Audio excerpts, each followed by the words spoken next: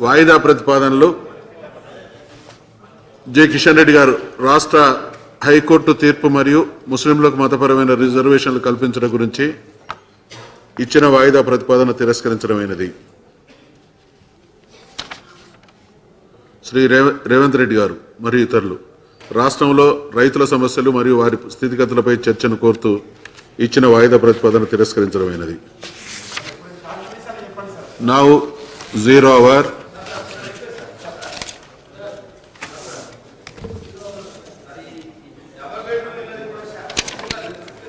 మీరు ఇచ్చినారు మాట్లాడదు. రామలింగారెడ్డి గారు 0 hour.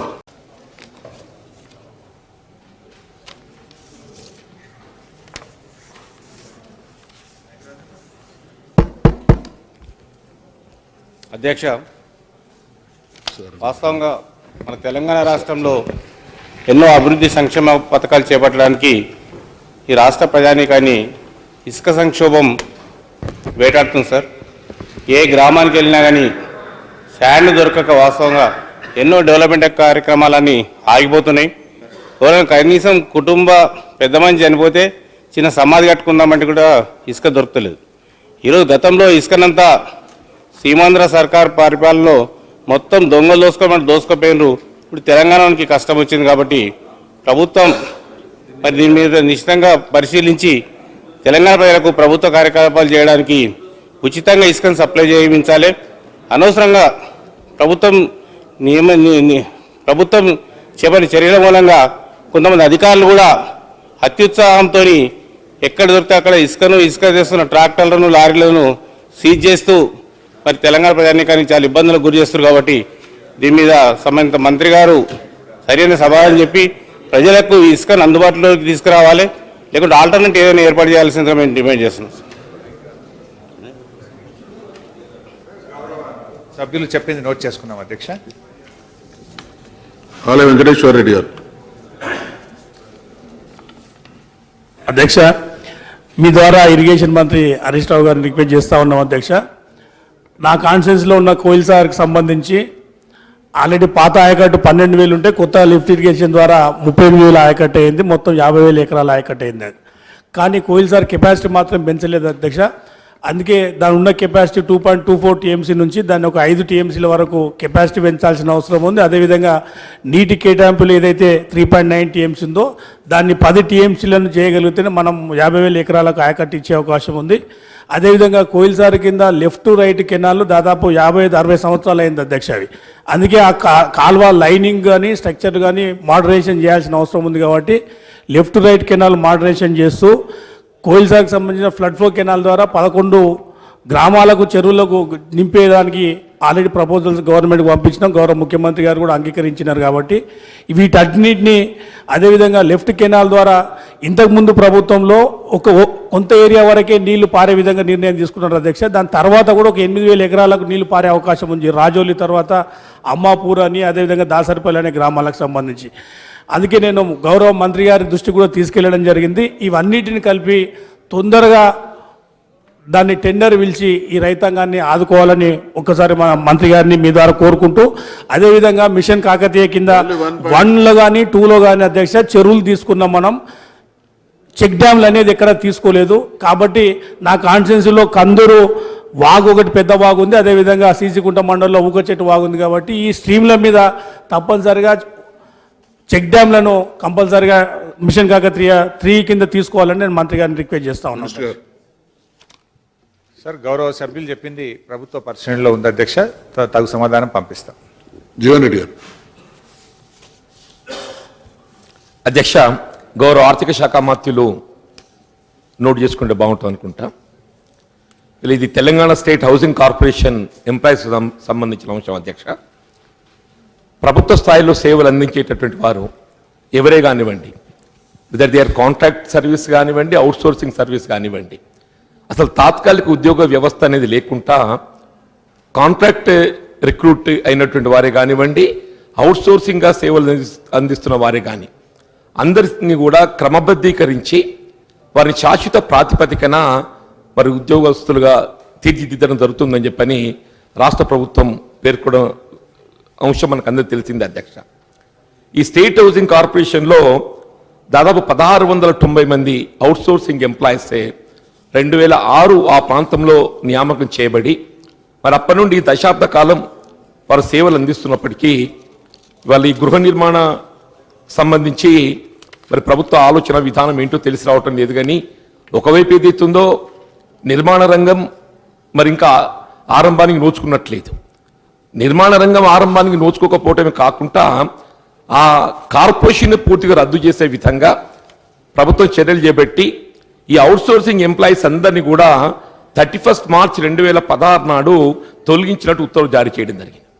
ఇలా గౌరవ హౌసింగ్ శాఖ మంత్రులు ఇంద్రకరణ్ రెడ్డి గారే కానివ్వండి, సంబంధిత మేనేజింగ్ డైరెక్టర్ గారే కానివ్వండి, ఈ అవుట్సోర్సింగ్గా పనిచేస్తున్నటువంటి ఉద్యోగస్తులు హౌసింగ్ కార్పొరేషన్లో వారి సేవలను ధృవీకరిస్తూ వారి రాష్ట్ర ప్రభుత్వము వివిధ శాఖలలో R&B శాఖ కానీ, పంచాయతీరాజ్ కానివ్వండి, ఇరిగేషన్ కానివ్వండి, మెడికల్ అండ్ హెల్త్ కానివ్వండి, వివిధ శాఖలలో వారి సేవలను మరి పొందే విధంగా వారికి అవకాశం కల్పించాలని చెప్పని మరి లేఖలు కూడా రాయడం జరిగింది. దానికి తోడి మధ్య కొత్తగా జిల్లాలు ఏర్పాటు చేసుకున్నాం అధ్యక్ష. మనం ఇవాళ 23 జిల్లాలంటే 13 జిల్లాలు కొత్తగా ఏర్పాటు కాబట్టి ఈ కొత్తగా ఏర్పాటు కాబట్టి ఒక జిల్లాలలో మనకు నూతన ఉద్యోగ వ్యవస్థను కూడా ఏర్పాటు చేసుకోవాల్సినటువంటి ఒక ఆవశ్యకత ఉన్నది. ఇవాళ ఈ హౌసింగ్ కార్పొరేషన్లో గతంలో అవుట్సోర్సింగ్గా సేవలు అందించినటువంటి వారు ఏదైతుందో వారు ఏ విధమైనటువంటి రిమార్క్ లేకుండా వారు పనిచేసినటువంటి వారు కాబట్టి వారిని ప్రియారిటీగా మీరు ఏ విధంగా ఇవాళ నూతనంగా ఏర్పాటు కాబట్టేటువంటి ఒక జిల్లా కేంద్రాలలో వారి సేవలను పొందటమా, లేక ఇప్పుడే పేర్కొన్నట్టు R&B కానీ, పంచాయతీరాజ్ కానీ, ఇరిగేషన్ కానీ, ఇరిగేషన్ శాఖలో కొద్దిమంది తీసుకోవడం కూడా జరిగింది అధ్యక్ష. ఇరిగేషన్ శాఖలో కొద్దిమంది తీసుకోవడం కూడా జరిగింది అధ్యక్ష. దయచేసి గౌరవ ఆర్థిక శాఖ మంత్రి దృష్టిలో ఈ అంశం ఉన్నది. మీరు దయచేసి దీనిపై ప్రత్యేక దృష్టి పెట్టి గతంలో హౌసింగ్ కార్పొరేషన్లో అవుట్సోర్సింగ్ గా నియామకం కాబడి సేవలు అందించినటువంటి 1179 మంది అవుట్సోర్సింగ్ ఎంప్లాయీస్ ను తిరిగి విధుల్లో చేరే విధంగా వారి సేవలను ప్రభుత్వం పొందడానికి వరకు తగు చర్యలు చేపట్టాలని నేను మీ ద్వారా కోరుతున్నా అధ్యక్ష. అధ్యక్ష శ్రీనివాస్ గౌడ్ గారు. అధ్యక్ష, ఈ రాష్ట్రంలో దాదాపు 24,000 మంది పైగా హోంగార్డులు పనిచేస్తున్నారు అధ్యక్ష. వీళ్ళందరూ కూడా ట్రాఫిక్ కానిస్టేబుల్గా గ్రేహౌండ్స్లో రకరకాల విధులు నిర్వహిస్తున్నారు అధ్యక్ష. మరి కానిస్టేబుల్లకు, ట్రాఫిక్ కానిస్టేబుల్కు గ్రేహౌండ్స్లో పనిచేసినటువంటి వాళ్లకు 30% స్పెషల్ అలవెన్స్ మన ప్రభుత్వం ఇస్తుంది అధ్యక్ష. ఇది భారతదేశంలో ఎక్కడ కూడా జరగలేదు అధ్యక్ష. ముంబైలో కూడా మాకు తెలంగాణ రాష్ట్రంలో ఎట్టిచ్చారు అట్లా ఇవ్వాలని కోరుతున్నారు అధ్యక్ష. మరి సేమ్ ట్రాఫిక్ కానిస్టేబుల్గా హోంగార్డు కూడా పనిచేస్తున్నారు అధ్యక్ష. గత అసెంబ్లీ సమావేశాల సందర్భంగా కూడా కానిస్టేబుల్ మాదిరిగానే విధులు నిర్వహిస్తూ అనేక రకాలుగా పనిచేస్తున్నటువంటి వాళ్ళకు కూడా 30% రిస్క్ అలవెన్స్, స్పెషల్ అలవెన్స్ ఇవ్వాలని చెప్పి కోరడం జరిగింది అధ్యక్ష. మరి అది ఇంతవరకు కూడా ఇవ్వలేదు. తమ ద్వారా తొందరగా ఇప్పించాలని కోరుతున్నాం అధ్యక్ష. రెండవది, వీళ్ళకు ఆరోగ్య భద్రత లేదు అధ్యక్ష. ఎవరికైనా ఆరోగ్యం ఖరాబ్ అయితే మళ్ళీ ప్రైవేట్ హాస్పిటల్ చూపించుకోవాలి. మరి హెల్త్ కార్డులు కానీ పోలీసులతో సమానంగా ఆరోగ్య భద్రత కానీ వీళ్ళకి కల్పించాల్సిన అవసరం ఉంది. దాదాపు 24,000 మందిలో 18,000 మంది వరకు కూడా అధ్యక్ష వాళ్ళు డిగ్రీలు, పీజీలు చదివి ఉద్యోగాలు దొరకక హోంగార్డుగా పనిచేస్తూ ఏజ్ బారైనటువంటి పరిస్థితి కూడా ఉంది. మరి వాళ్ళు చాలా రిక్రూట్మెంట్ జరుగుతూ ఉంది. ఆ రిక్రూట్మెంట్లో కూడా వీళ్ళకు కోటా పెంచి వీళ్ళందరూ కూడా కానిస్టేబుల్గా ఇచ్చే అవకాశం కల్పించాలి. కొన్ని రాష్ట్రాల్లో వీళ్ళకు ఉద్యోగ భద్రత ఇచ్చి పర్మనెంట్ చేసినటువంటి సందర్భాలు కూడా ఉన్నాయి. మరి కమిటీ కూడా వేస్తామని చెప్పి హోమ్ మినిస్టర్ గారు చెప్పడం జరిగింది. ఆ కమిటీని తొందరగా వేసి వాళ్ళని పర్మనెంట్ చేసి కనీసం వాళ్ళకు ఉద్యోగ భద్రత, మీకు ఉద్యోగం పోదనే భరోసా ఇచ్చాల్సిన పరిస్థితి కూడా ఉంది అధ్యక్ష. ఇప్పుడు 31 జిల్లాలు ఏర్పడ్డాయి కనుక చాలామంది హోంగార్డులు మరి ఒక జిల్లా వాళ్ళు ఇంకో జిల్లాలో పనిచేస్తున్నారు అధ్యక్ష. వచ్చేటువంటి 12,000 రూపాయలతో భార్య, పిల్లలు, తల్లిదండ్రులను పోషించుకునే పరిస్థితి కూడా వాళ్ళకి లేదు అధ్యక్ష. కనుక దాన్ని దయచేసి ఏ జిల్లా వాళ్ళను ఆ జిల్లాలో నియమించేటట్లు ఏర్పాటు చేయాల్సిన అవసరం ఉంది. మరి పర్మనెంట్ చేస్తారు, మిగతా ఉద్యోగ భద్రత గురించి ఏ చర్యలు చేపడతారో అది అయ్యేంత వరకు కనీసం వీళ్ళ జీతాలు 18,000, 20,000 రూపాయలు పెంచినట్లయితే మరి అవినీతి కూడా ఆస్కారం ఉండదు అధ్యక్ష. బండి మీద పోయి పని చేయాలి, రోజుకు 2-3 లీటర్ల పెట్రోల్ పోసుకోవాలి, బయట తిండి తినాలంటే ఆ 12,000 కూడా ఆ ఒక్కరిని కూడా సరిపోవు అధ్యక్ష. మరి సరిపోయినప్పుడు ఫీజులు గుర్తొస్తాయి, ఇంటికాల సమస్యలు గుర్తొస్తాయి. బలవంతంగా తప్పని పరిస్థితులు కూడా తప్పు చేయడానికి కూడా అవకాశం మనమే కల్పించినటువంటి వాళ్ళం అవుతాం కనుక దయచేసి వాళ్ళ జీతభత్యాలు కూడా పెంచి వాళ్ళకు కూడా ఒక భరోసా ఇచ్చి ఉద్యోగం పోదు, మీరు కూడా ఉద్యోగులుగా గుర్తించకపోయినా మీకు ఉద్యోగ భద్రత ఖచ్చితంగా ఇస్తామని చెప్పాల్సిన అవసరం ఉంది అధ్యక్ష. మొన్న సెక్రటరీ జరిగిన ధర్నా తర్వాత అధ్యక్ష, ఎవరో కొంతమంది చేసిన తప్పుకు అధికారులు అదే అదనంగా చూసుకొని ఎన్నో సంవత్సరాలుగా వెట్టి చాకరీ చేయించుకున్నటువంటి పరిస్థితి హోంగార్డులతో ఉంది కనుక ఇదే అదనంగా చూసుకొని భయభ్రాంతులకు గురి చేస్తూ వాళ్లకు మీరు మాట్లాడినట్లయితే మీ ఉద్యోగాలను తీసేస్తాం, మీరు గట్టిగా చేసినట్లయితే మీరు తొలగిస్తామనే రీతిలో కొంతమంది అధికారులు కూడా వివరిస్తున్నారు అధ్యక్ష. ఖచ్చితంగా అలాంటి అధికారులకు మరి హోమ్ మినిస్టర్ గారి ద్వారా మీకు పనిచేసేటువంటి వాళ్లకు ఏం కలగదనేటువంటి భరోసా కలిగించాల్సిన అవసరం ఉంది.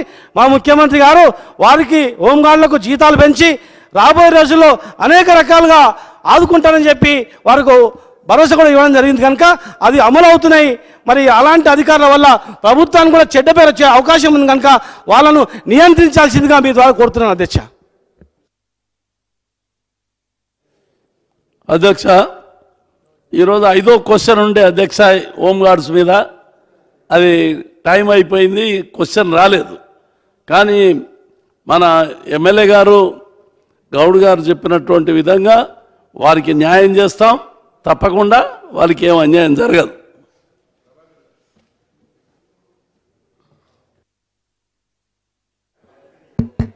అధ్యక్ష, మన హైదరాబాద్ మహానగరంలో నానక్రామ్గూడ అనేటువంటి ప్రదేశం ఉంది అధ్యక్ష.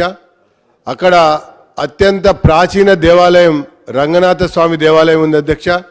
దానికి విశేషమైనటువంటి ప్రాశస్త్యం ఉంది, అనేక రకాలుగా దానికి చరిత్ర కూడా ఉంది అధ్యక్ష. దాంతోపాటుగా ఆ దేవాలయానికి సంబంధించి చాలా పెద్ద విస్తీర్ణం కలిగినటువంటి ఒక అత్యంత విలువైనటువంటి భూమి కూడా ఉంది అధ్యక్ష. గతంలో కూడా ఒక 4 సంవత్సరాల కిందట ఆ భూమి అన్యక్రాంతం అవటానికి కూడా అవకాశం కలిగింది అధ్యక్ష. ఆ సమయంలో కూడా దాన్ని కాపాడటం కొరకు ఒక ఉద్యమం లాగా అక్కడ ఉన్నటువంటి భక్తులు ప్రజలు కూడా ముందుకొచ్చి చేశారు అధ్యక్ష. మళ్ళీ ఈ మధ్య అదే భూమిని ఒక ప్రైవేటు వ్యక్తి, ఒక ప్రైవేటు బిల్డరు పూర్తిగా కైవసం చేసుకోవడానికి అన్ని రకాలుగా ప్రయత్నాలు చేసి మరి కొంత ముందుకెళ్ళినటువంటి విషయాన్ని కూడా నేను ఈ సందర్భంగా మీ ద్వారా ప్రభుత్వం దృష్టికి తీసుకొస్తున్నా అధ్యక్ష. ఖచ్చితంగా ఆ భూమిని పూర్తి స్థాయిలో కాపాడాలి, ఆక్రమణదారు పైన కఠినమైనటువంటి చర్య తీసుకోవాలి. నగరంలో ఈ రకంగా ప్రధానమైనటువంటి దేవాలయాలకు సంబంధించినటువంటి భూమి అన్యక్రాంతం అవటానికి మరి అనేక రకాల శక్తులు, వ్యక్తులు, సంస్థలు కూడా ప్రయత్నం చేస్తున్నాయి అధ్యక్ష. మరి అలాంటి వాటిపైన మనం కఠినంగా వ్యవహరించవలసిన అవసరం ఉందని కూడా నేను ఈ సందర్భంగా భావిస్తూ మీ ద్వారా ప్రభుత్వం దృష్టికి తీసుకొస్తున్నా అధ్యక్ష. అట్లానే సరూర్ నగర్లో కూడా దేవతల గుట్ట అధ్యక్ష, సరూర్ నగర్లో దేవతల గుట్ట అనే చెప్పి ఇంకొక చాలా విశేషమైనటువంటి శక్తి కేంద్రం అధ్యక్ష. అది అనేక మంది సిద్ధులు ఇప్పటికి కూడా అక్కడికి వస్తారని, అక్కడ తిరుగుతారని చెప్పని అర్ధరాత్రి పూట జాతరలు కూడా ప్రతి ఏటా కూడా జరుగుతున్నటువంటి సందర్భాన్ని నేను మీ దృష్టికి తీసుకొస్తున్నాను. అలాంటి ఒక ఏరియాలో కూడా అది సీలింగ్ ల్యాండ్లో ప్రభుత్వ భూమిలో వందలాది ఎకరాలు ఆ యొక్క దేవతల గుట్ట కింద ఉన్నటువంటి విషయం కలెక్టర్ గారు కూడా ధృవీకరించారు. ఇతర ఆర్డీఓలు కూడా తెలియజేసినటువంటి ఒక నేపథ్యంలో ఒక సంస్థ, ఒక ప్రైవేటు వ్యాపార సంస్థ అధ్యక్ష, దాన్ని మొత్తం కూడా ప్లాట్లు చేసి విల్లాలు నిర్మాణం చేస్తూ ముందుకెళ్ళిపోతా ఉంది అధ్యక్ష. దీన్ని కాపాడవలసినటువంటి బాధ్యత కూడా ప్రభుత్వం పైన ఉందని చెప్పని మీ సందర్భంగా కోరుకుంటూ దానికి సంబంధించినటువంటి పూర్తి పత్రాలను కూడా నేను సభ ముందర మీ దగ్గర ఉంచుతాను అధ్యక్ష. ఇంకా ఆలస్యం జరిగితే మొత్తానికి మొత్తం భూమిని కైవసం చేసేటువంటి పరిస్థితి ఏర్పడుతుంది కాబట్టి దాన్ని కాపాడటం కొరకు చర్యలు తీసుకోవాలని చెప్పని కోరు నోట్ చేసుకున్నాం అధ్యక్ష. కైసర్ గారు. स्पीकर साहब, मैं आपके ज़रिए हुकूमत को बताना चाहता हूँ, हल्के कारवान गोलकुंडे के करीब में साबिक़ा गवर्नमेंट गल्फ क्लब के लिए ज़मीन कई एकड़ ज़मीन अलाट की गई थी, जिसके अंदर एक 14 या 20 एकड़ के दरमियान में एक FTL था, तालाब जमाली कुंटे के नाम से। साबिक़ा 2 साल पहले वो तालाब को एक गार्डन की शक्ल देकर और उस तालाब में आने के करीब 30 से 35 आबादियों का पानी, नालों का, वो नाले को भी ग्रैब किया गया और कंप्लीटली जो तालाब था जमाली कुंटा उसको भी ग्रैब कर पूरा गार्डनिंग कर दिए, जिसकी वजह से हाल ही में जो बारिश हुई उस बारिश के दरमियान में करीब 200 से 300 मकानात के अंदर पानी दाखिल हो गया और जो नाला था बलकापुर नाला, वो नाले को भी इंक्रोचमेंट किया गया। और जब हम कंप्लेंट करते हैं जीएचएमसी के अहदेदारों को और ज़िले कलेक्टर को, तो ये बताते हैं हमारे को वहाँ से कोई जवाब नहीं आता। और हम महसूस ये करते हैं उस गल्फ क्लब के अंदर कई बड़े बड़े अहदेदार, कई बड़े बड़े ऑफिसर्स उसके अंदर इन्वॉल्व है, उस कमेटी के मेंबर्स है, जिसकी वजह से वहाँ पर कोई किस्म का एक्शन नहीं लिया जाता। मगर उसके बावजूद वहाँ पे गरीब आवाम, वहाँ बसने वाले कॉलोनी के लोग बहुत काफ़ी परेशानी का सामना करना पड़ रहा। और दूसरा, टोली चौकी फ्लेवर का जो काम है, 1 साल पहले एक ही पॉइंट गल्फ क्लब के बारे में आपको मैं आपके जरिए हुकूमत को बताना चाहता हूं और गल्फ क्लब के उसके ऊपर आपके जरिए ऑफिसर्स को, हुकूमत को बताना चाहता हूं। नोट कर लिया सर।